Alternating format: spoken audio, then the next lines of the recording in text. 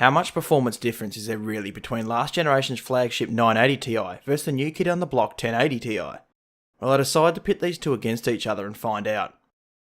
To represent the 980 Ti, I have the MSI Gaming Edition, which features their twin Frozer 5 dual 100mm fan cooling design. The 980 Ti features 6GB of GDDR5 VRAM operating on a 384-bit memory bus with 2,816 CUDA cores. For display I/O, we have one DVI-I connector, one HDMI 2.0 connector, and 3 DisplayPort 1.2 connectors. The 250 watts of power consumption is handled by the two 8-pin PCI connectors, with a minimum of a 600 watt power supply being recommended. Overclock-wise, the card boosted to 1316 MHz, but I managed to gain an extra 160 MHz on top to bring it to 1476 MHz.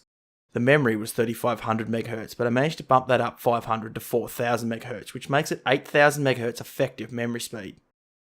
For the 1080 Ti, I have the MSI Duke Edition that features three 90mm fans for cooling.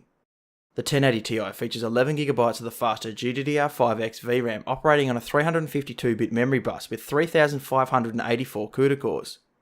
The I/O consists of one DVI-D, two HDMI 2.0s and two DisplayPort 1.4 connectors. The 1080 Ti also requires 250 watts of power that is delivered by two 8-pin PCI connectors with a minimum of a 600 watt power supply recommended. This card boosted to 1874 MHz, where I was able to squeeze another 100 MHz out of it to bring it to 1947 MHz.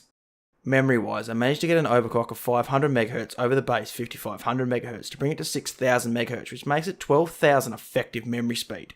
Wow. The test bench I use consists of an i7 6700K overclocked to 4.7 GHz at 1.25 volts on an Asus Maximus 8 Impact motherboard with 32GB of G-Skills Trident Z DDR4 rated at 3000 MHz.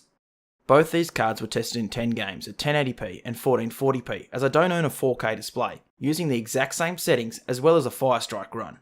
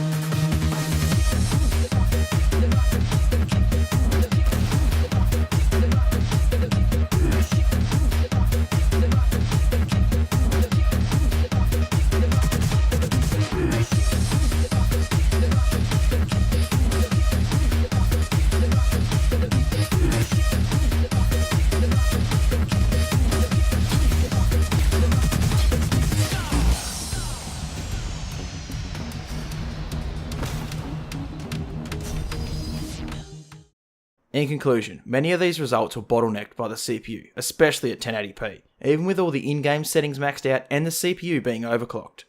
The 1080 Ti is really not meant for 1080p gaming, as it shows in these benchmarks, handily beating the 980 Ti by up to a 50% performance increase. It's great to see this much of an improvement between a single generation, and makes me excited to see what Volta and future iterations have in store for us. If you enjoyed this video, leave a like, and if you really enjoyed it, please consider subscribing for more graphics card benchmarks and other content in the future. If you have a suggestion, question or criticism, leave a comment. Thank you very much for watching.